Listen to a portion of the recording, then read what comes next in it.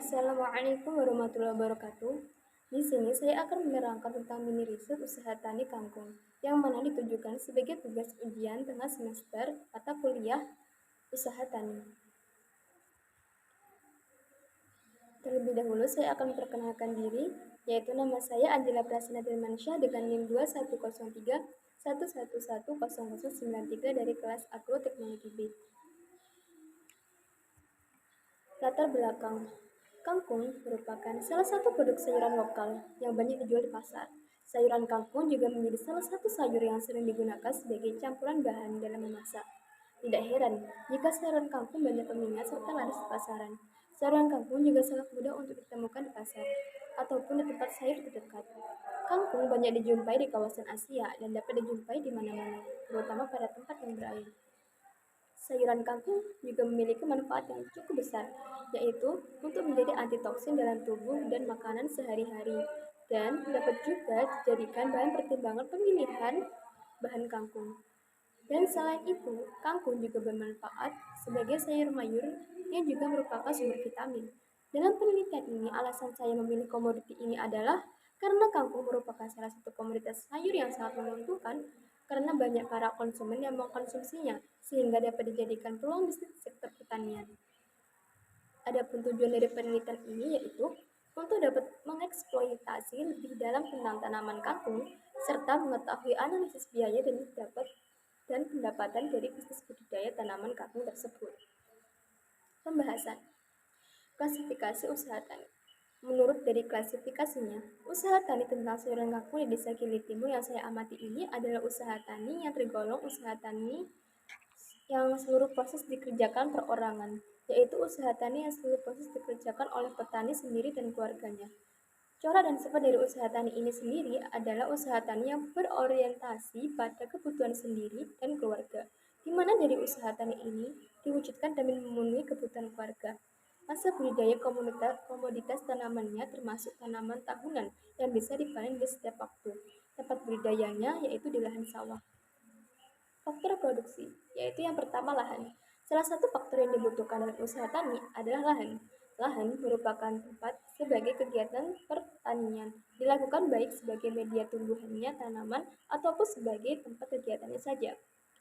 Lahan merupakan kumpulan atau hamparan tanah yang tersedia di alam yang tidak bisa diperbarui, tetapi tetap dikelola guna mendukung keberhasilan usaha tani melalui cara pengelolaan, pemupukan, dan pengairan.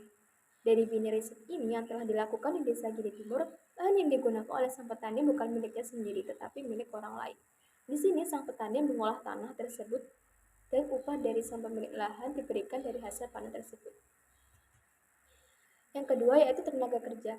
Faktor produksi tenaga kerja merupakan faktor produksi penting lainnya dan perlu diperhitungkan dalam proses produksi. Petani membutuhkan tenaga kerja lain, baik berupa manusia, mesin, ataupun hewan. Jumlah tenaga kerja yang dibutuhkan pada setiap tahapan tersebut adalah tidak sama atau tidak merata, dan kebutuhan tenaga kerja akan meningkat ketika musim panen. Salah satu bentuk dari tenaga kerja berasal dari manusia. Dalam bidang riset ini, tenaga kerja yang digunakan adalah tenaga kerja manusia. Dan dalam pengolahan lahannya tersebut adalah petani dan keluarganya. Yang ketiga, modal. Modal adalah seluruh rangkaian barang yang dihasilkan oleh aktivitas manusia dan tersedia untuk digunakan dalam proses produksi. Modal dapat berupa uang ataupun barang. Contohnya, seperti bangunan, alat-alat pertanian, bahan pertanian, tanaman, ternak, dan ikan yang diusahakan. Uang tunai. Dalam riset yang telah dilakukan ini, narasumber memiliki modal dalam budidaya kangkung dengan bibit kangkung dan lahan 4x10 dan berupa obat-obatan tanaman seperti pestisida, obat penghijauan daun, dan pupuk. Yang keempat yaitu manajemen. Menurut Hartanto 1998, manajemen usaha tani adalah kemampuan petani menentukan, mengorganisasikan, dan mengkoordinasikan faktor-faktor produksi yang dikuasainya sebaik-baiknya dan maupun memberikan produksi tanaman sesuai yang diharapkan. Suatu keberhasilan dari usaha tani tersebut ditentukan dari keberhasilan manajemen yang dijalankan dalam usaha tani tersebut. Dalam manajemen itu Ada planning, organizing, exploiting, dan controlling. Dalam menulis ini, petani dalam melakukan fungsi manajemen yaitu yang pertama ada planning. Petani dalam perencanaannya yaitu memanfaatkan lahan, sawah bekas, padi untuk budidaya kangkung agar lahan tetap terpakai dan tetap bisa melakukan produksi tanaman. Yang kedua, organizing. Organisasi yang dilakukan petani dalam pengorganisasiannya yaitu dengan menyiapkan alat dan bahan dalam proses budidaya demi melancarkan proses budidayanya. Yang ketiga yaitu aquating. Petani dalam melaksanakannya berbudidaya kangkung ini yaitu seperti pemberian obat pestisida, pemupukan, dan pemberian zat hijau daun ketika melakukan cocok tanam. Yang keempat yaitu controlling. Dalam pengawasannya, petani melakukan pengawasan guna mendapatkan pertumbuhan yang baik dan bagus. Analisis biaya dan pendapatan yang didapat yaitu dengan total biaya variabelnya Rp17.805.000. Biaya tetap. Dalam usaha tani ini, petani memakai lahan yang bukan milik sendiri yang dianggap sewa dengan sewa 1 juta per hektar. Pajak sewa itu diambil dari 10%-nya sewa. Jadi, pajak tanah dari sewa tersebut adalah 100.000.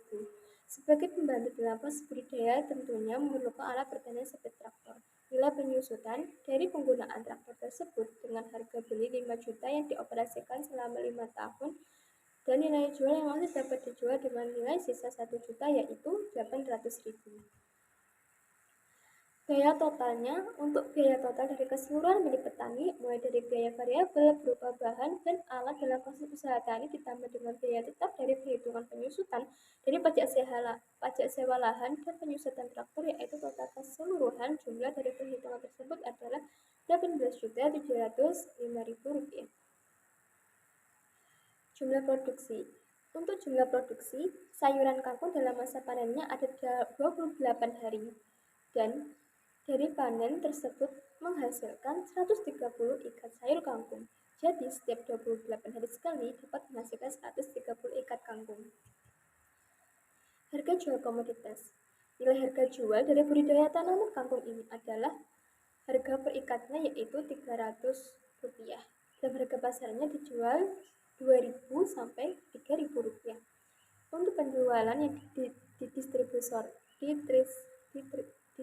distributorkan, hasil yang didapat keseluruhannya yaitu 3 juta. Total penerimaannya yaitu dari minerasi budidaya kangkung ini pertaniannya memiliki total penerimaan 3 juta selama 3 kali panen dalam 3 bulan. Keuntungannya, adapun keuntungan petani dalam proses budidaya sayur kangkung itu semua total bersihnya Rp2.756.500 yang didapat dari hasil panen kangkung selama 3 kali panen dalam 3 bulan. Kesimpulan dan saran. Adapun kesimpulannya yaitu menurut klasifikasinya usaha tani sayuran kangkung ini termasuk dalam usaha tani perorangan. Cara dan sifat usaha tani ini yaitu berorientasi untuk kebutuhan sendiri dan keluarga. Tempat budidayanya di lahan sawah bekas lahan padi. Lahan yang digunakan bukan milik sendiri, tetapi milik orang lain. Tenaga kerja berasal dari petani sendiri dan keluarga. Sumber modalnya yaitu berupa lahan 4x10 dan bibit kangkung. Keuntungan yang didapat dari hasil budidaya sayuran kangkung selama kangkung berjumlah Rp2.756.500 yang didapat dari hasil panen kangkung selama 3 kali panen dalam 3 bulan. Saran. Pembudidayaan tanaman kangkung ini perlu dijadikan komoditi penting karena sayuran ini sering ditemui dan banyak digunakan untuk bahan campuran masak atau yang lainnya, sehingga dapat memberikan prospek produksi yang baik di sektor pertanian. Sekian dan terima kasih atas presentasi saya ini. Wassalamualaikum warahmatullahi wabarakatuh.